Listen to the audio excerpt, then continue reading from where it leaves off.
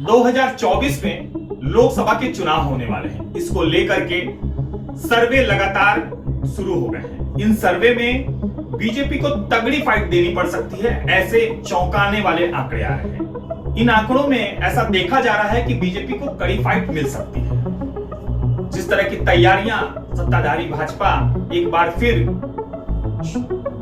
BJP ने शुरू कर दी है, कार्यकर्ताओं में जोश भरना शुरू कर दिया है, वहीं कांग्रेस भी जमीन पर काम कर रही है।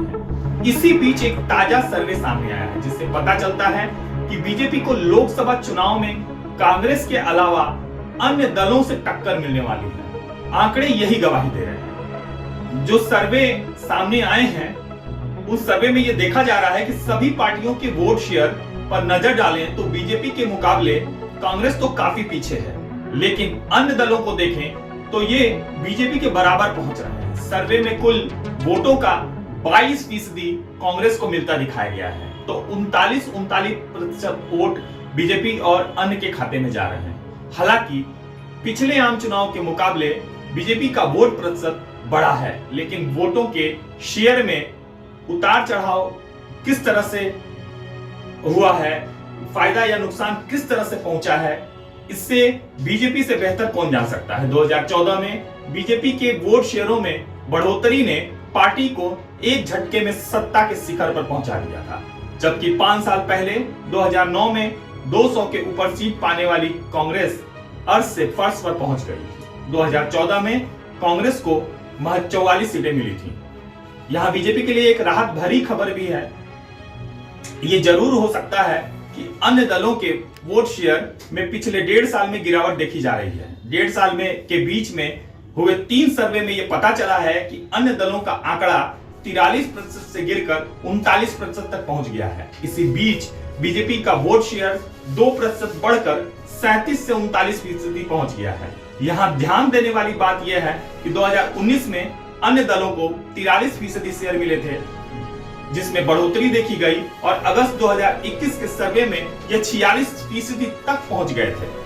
हालांकि अब टेंशन कांग्रेस भी दे रही है, जिसके वोट शेयर में 3 सर्वे के बीच में 2% का इजाफा हुआ है। जनवरी 2022 में कांग्रेस का वोट शेयर 20% था, जो अगस्त 2022 में 21 और जनवरी 2023 में 22% पहुंच गया था। 10 साल में कांग्रेस 2009 से 2019 के बीच का जो समय था, उस दौरान 3 लोकसभा चुनाव पर नजर डालें तो बीजेपी के लिए अच्छी बात यह है कि उसके वोट शेयर में लगातार वृद्धि हुई। 2009 में बीजेपी को 18.8% वोट मिले थे।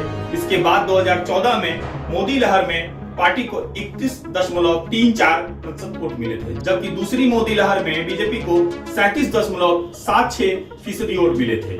इन 3 चुनावों में कांग्रेस को 2009 में 28.55% वोट मिले थे, वहीं 2014 और 2019 में क्रमशः 19.52 और 19.72% वोट मिला था। अब सवाल ये होता है कि किसकी बनेगी सरकार। सर्वे में सवाल पूछा गया कि अगर चुनाव आज होते हैं तो किसकी सरकार बनेगी। लोगों ने एनडीए के पक्ष में बहुमत दिया। बीजेपी के नेतृत्व वाले एनडीए को 298 सीट मिलती दिखाई दे रही है, वहीं कांग्रेस के नेतृत्व के यूपीए को फायदा होता दिखा है। यूपीए को 153 सीटें मिलती दिखाई दे रही है। आगे भी ऐसे जो सर्वे आते रहेंगे, हम प्रभात वार्ता के जरिए उनको दिखाते रहेंगे। आज के लिए बस इतना ही।